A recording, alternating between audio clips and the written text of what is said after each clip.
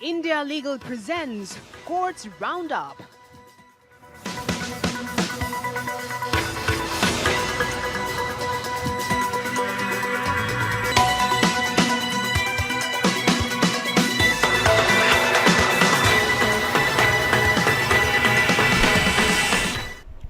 नमस्कार, स्वागत है आप सभी का। मैं हूं आपके साथ कुमार कुणाल धीरज और आप देख रहे हैं कोर्ट्स राउंडअप। इस बुलेटिन में अगले आधे घंटे तक हम आपको कोर्ट से जुड़ी तमाम छोटी बड़ी खबरों से अप टू डेट करवाएंगे। सुप्रीम कोर्ट से लेकर हाई कोर्ट और लोअर कोर्ट्स तक के फैसलों को आपके सामने रखेंगे। तो आइए शुरू करते हैं courts roundup. India Legal presents Courts Roundup.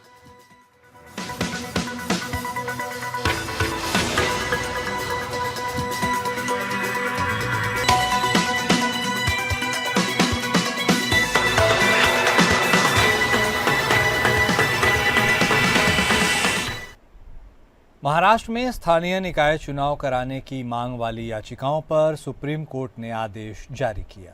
Supreme court ने कहा 31 जनवरी 2026 तक महाराष्ट्र के स्थानीय निकाय चुनाव कराए जाएं। जस्टिस सूर्यकांत की अध्यक्षता वाली बेंच ने कहा कि 31 अक्टूबर तक परिसीमन की प्रक्रिया पूरा किए जाने का आदेश देते हुए राज्य चुनाव आयोग स्थानीय निकाय के चुनाव की तारीख आगे नहीं बढ़ाएगा। इसके अलावा कोर्ट ने महाराष्ट्र के मुख्य सचिव को आदेश दिया है कि कर्मचारियों को रिटर्निंग ऑफिसर के तौर पर तुरंत नियुक्त करे और राज्य निर्वाचन आयोग 2 सप्ताह में कर्मचारियों की लिस्ट मुख्य सचिव को सौंपेगा। साथ ही कोर्ट ने राज्य चुनाव आयोग को ईवीएम की उपलब्धता पर 31 नवंबर तक सुप्रीम कोर्ट में हलफनामा दाखिल करने का आदेश दिया। दरअसल कोर्ट ने मई में महाराष्ट्र में स्थानीय निकाय चुनाव कराने के लिए एक अंतरिम आदेश पारित किया था, जो ओबीसी के लिए आरक्षण लागू करने से संबंधित मुकदमेबाजी के कारण 2022 से रुका हुआ था। कोर्ट ने पूछा कि मई में दिए गए आदेश पे चुनाव 4 महीने में सितंबर में अंत में होने थे, क्या चुनाव हो चुके हैं? महाराष्ट्र के वकील ने कोर्ट को बताया कि प्रक्रिया चल रही है, परिसीमन हो चुका है। राज्य चुनाव आयोग कुछ समय बढ़ाने की मांग कर रहा है। इसके लिए एक अर्जी भी दाखिल की गई है। इस पर कोर्ट ने महाराष्ट्र सरकार से पूछा कि हम आपको जनवरी तक का समय क्यों दें। महाराष्ट्र सरकार की तरफ से कहा गया कि 29 नगर निगम हैं, पहली बार एक साथ चुनाव हो रहे हैं। सुप्रीम कोर्ट ने नाराजगी जताते हुए महाराष्ट्र सरकार के वकील से कहा कि आपकी निष्क्रियता आपकी अक्षमता को दर्शाती है, हमें आप इसके पीछे का कारण बताएं। महाराष्ट्र सरकार के वकील ने जवाब देते हुए कहा, हमारे पास 65,000 ईवीएम मशीनें हैं और 50,000 चाहिए, जिसके ऑर्डर भी दे दिए गए हैं। फिलहाल कोर्ट ने स्थानीय निकाय चुनाव अगले साल जनवरी तक कराए जाने का आदेश दिया।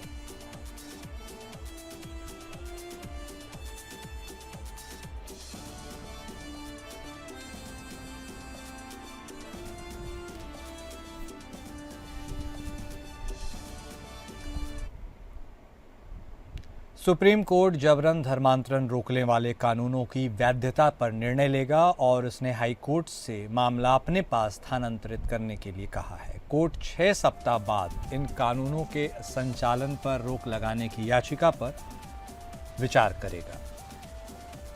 सुप्रीम कोर्ट ने विभिन्न हाई कोर्ट के समक्ष लंबित याचिकाओं को अपने पास स्थानांतरित करने का निर्णय लिया है, जो राज्य के धार्मिक धर्मांतरण कानूनों की वैधता को चुनौती देते हैं। कोर्ट पहले से ही उत्तर प्रदेश, हिमाचल प्रदेश, मध्य प्रदेश और उत्तराखंड जैसे राज्यों के धार्मिक धर्मांतरण कानूनों को चुनौती देने वाली याचिकाओं पर सुनवाई कर रहा है।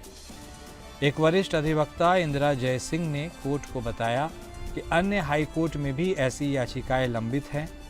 Chief justice of India BR Gavai और जस्टिस के विनोद चंद्रन की पीठ ने इन याचिकाओं को अपने पास स्थानांतरित करने का निर्णय लिया। कोर्ट ने कहा कि वह 6 सप्ताह बाद इन कानूनों के संचालन पर रोक लगाने की याचिका पर विचार करेगा। तब तक राज्यों को अपने जवाब दाखिल करने का निर्देश दिया गया है। वरिष्ठ अधिवक्ता सीयू सिंह ने उत्तर प्रदेश सरकार द्वारा धार्मिक धर्मांतरण कानून के तहत लगाए गए कठोर परिणामों पर चिंता व्यक्त की।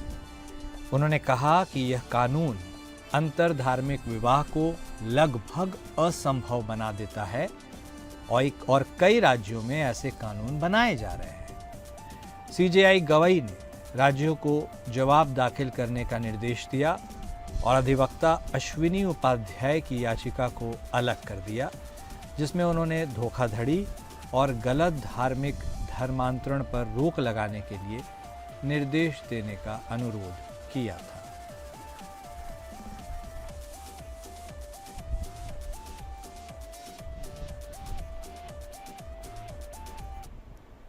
राजनीतिक दलों को कार्यस्थल पर महिलाओं के यौन उत्पीड़न, रोकथाम निषेध और निवारण अधिनियम 2013 के दायरे में लाने से सुप्रीम कोर्ट ने इनकार कर दिया। सीजेआई जस्टिस BR गवई की अध्यक्षता वाली 3 जजों की बेंच ने इस मामले में दाखिल अपील को खारिज करते हुए टिप्पणी की। सीजेआई ने टिप्पणी करते हुए कहा, ऐसा करना ब्लैकमेल का एक साधन बन जाएगा।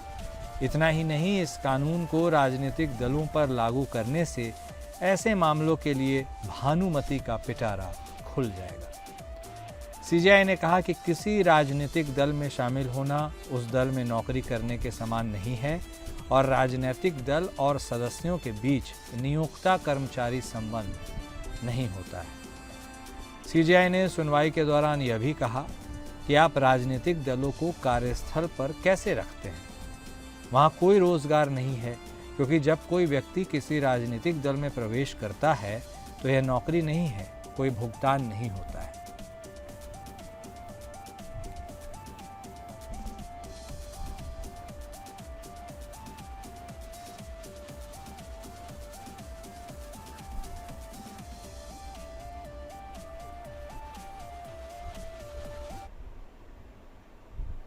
सुप्रीम कोर्ट ने पंजाब और हरियाणा हाई कोर्ट से अनुरोध किया है कि वह पत्रकार प्रदीप शर्मा के खिलाफ दर्ज एक स्वतः संज्ञान मामले में नरमी बरते। शर्मा पर अधिकारियों और न्यायाधीशों के खिलाफ कुछ आरोप लगाने का आरोप है। पत्रकार प्रदीप शर्मा ने 2023 से 2025 के बीच कई ईमेल लिखे थे, जिनमें अधिकारियों के खिलाफ आरोप लगाए गए थे। हाईकोर्ट ने स्वतः संज्ञान लेते हुए मामले की जांच शुरू की थी। शर्मा की ओर से वरिष्ठ अधिवक्ता देवदत्त कामत ने प्रस्तुत किया कि शर्मा ने हाईकोर्ट के आदेश के बाद से कोई सार्वजनिक पोस्ट नहीं किया है। न्यायमूर्ति जे कांत ने टिप्पणी की कि शर्मा को गलत सलाह दी गई थी और वह गलत संगति में पड़ गए थे। न्यायाधीश ने कहा, मुझे लगता है कि वह गलत सलाह पर चल रहे थे और गलत लोगों के साथ बैठते थे, जिससे यह स्थिति उत्पन्न हुई। सुप्रीम कोर्ट ने हाई कोर्ट से अनुरोध किया है कि वह शर्मा के खिलाफ मामले में नरमी बरते। कोर्ट ने कहा है कि शर्मा ने अपने किए की माफ़ी मांगी है और भविष्य में ऐसा नहीं करने का वादा किया है। शर्मा की ओर से वरिष्ठ अधिवक्ता देवदत्त कामत ने प्रस्तुत किया कि शर्मा हाई कोर्ट और सुप्रीम कोर्ट दोनों के समक्ष बिना शर्त माफ़ी मांगने को तैयार है। कोर्ट ने शर्मा की ओर से दायर किए गए शपथ पत्र को रिकॉर्ड पर लेते हुए हाई कोर्ट से नरमी बरतने का अनुरोध किया है। सुप्रीम कोर्ट ने हाई कोर्ट के रजिस्ट्रार जनरल को पार्टी बनाने का निर्देश दिया है। कोर्ट ने कहा कि शर्मा को भविष्य में ऐसा नहीं करने का वादा करना होगा और हाई कोर्ट के समक्ष बिना शर्त माफ़ी मांगनी होगी।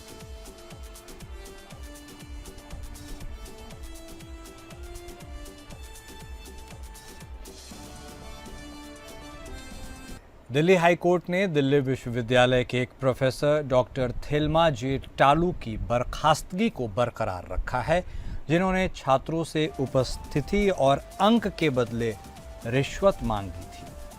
न्यायमूर्ति जसमीत सिंह ने कहा कि छात्रों से रिश्वत मांगना गंभीर है और शैक्षणिक अखंडता के मूल पर चोट करता है। डॉक्टर टालू पर 2008 में छात्रों ने आरोप लगाया था कि वे उनसे नकदी और अन्य सामान जैसे मोती की माला, शैक्षणिक सहायता जैसे उपस्थिति और अंकों के बदले मांगती थी।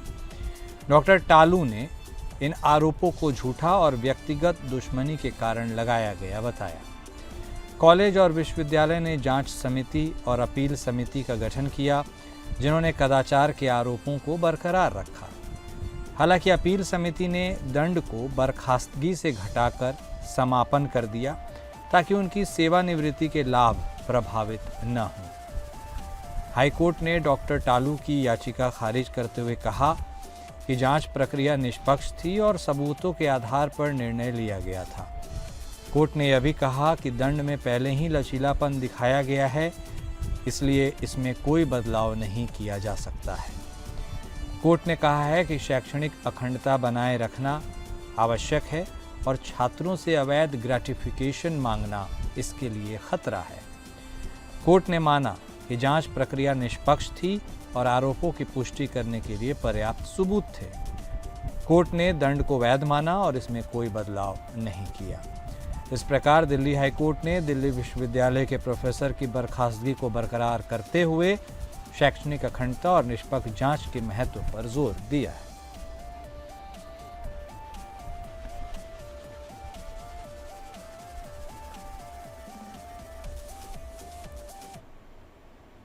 कलकत्ता हाईकोर्ट ने एक महत्वपूर्ण फैसले में कहा है कि अगर पत्नी अपने ससुराल वालों के साथ सामंजस्य स्थापित नहीं कर पाती है और इस वजह से अलग रहने लगती है तो इसे मानसिक क्रूरता नहीं माना जा सकता। जस्टिस डॉक्टर अजय कुमार मुखर्जी ने स्पष्ट किया कि सिर्फ सामंजस्य न बिठा पाने या मधुर संबंधों के अभाव में पत्नी को दूसरों के घर पर रहने के लिए मजबूर होना मानसिक क्रूरता की परिभाषा में नहीं आता।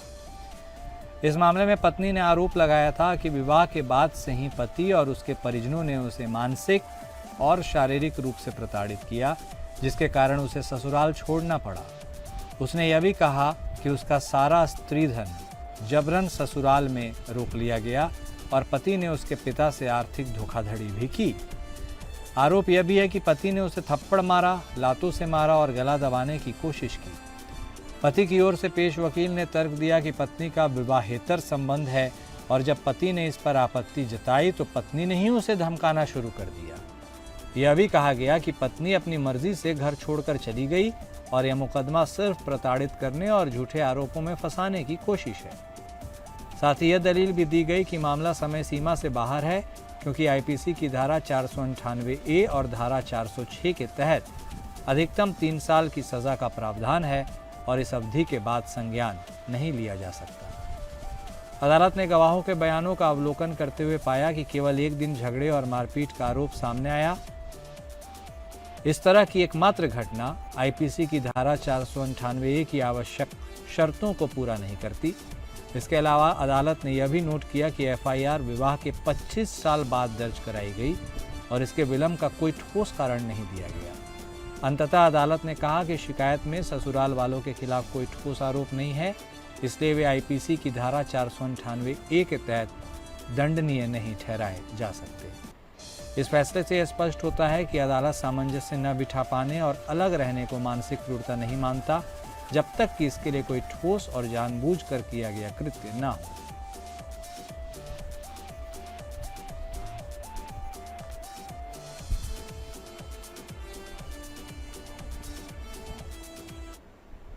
और अब आइए इंडिया लीगल वेब रिपोर्टर से समझते हैं कि कानूनी तौर पर क्रूरता या मानसिक क्रूरता की परिभाषा क्या है और इसका इस्तेमाल कैसे होता है।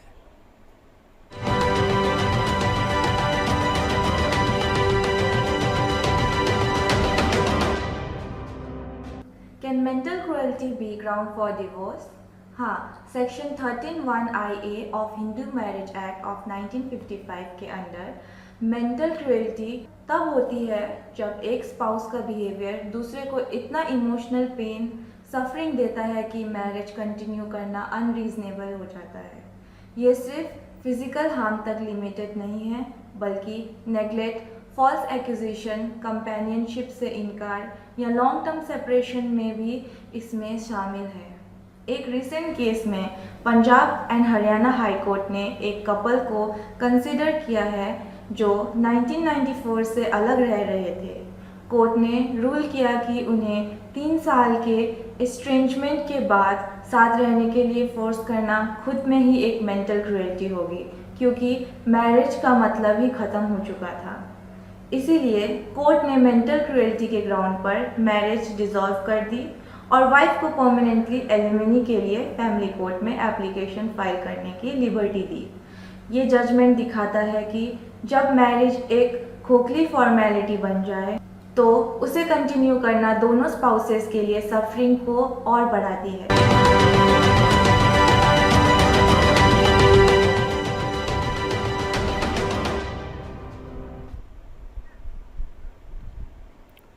कर्नाटक हाईकोर्ट ने एक महत्वपूर्ण फैसले में एडवोकेट अनिल गौड़ा को समन जारी करने के ईडी के आदेश पर रोक लगा दी है। अनिल गौड़ा कांग्रेस विधायक केसी वीरेंद्र पप्पी के कानूनी सलाहकार हैं और उन पर अवैध सट्टेबाजी और जुआ मामले में शामिल होने का आरोप है।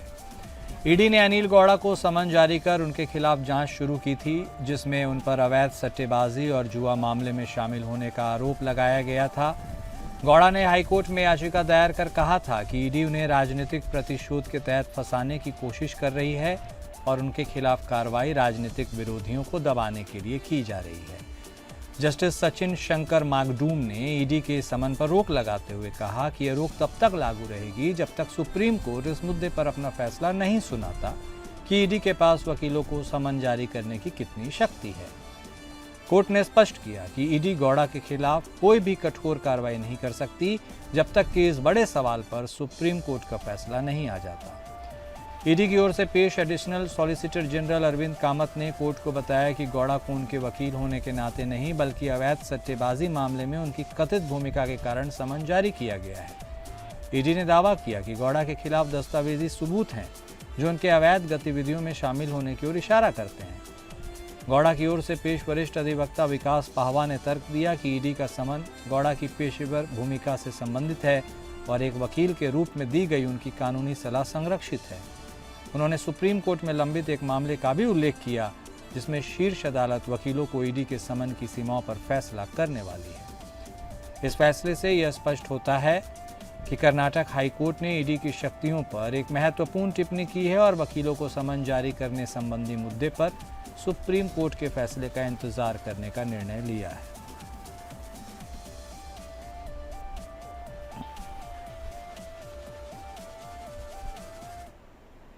और कोर्ट्स राउंडअप में अभी बस इतना ही। नमस्कार। India Legal presents Courts Roundup.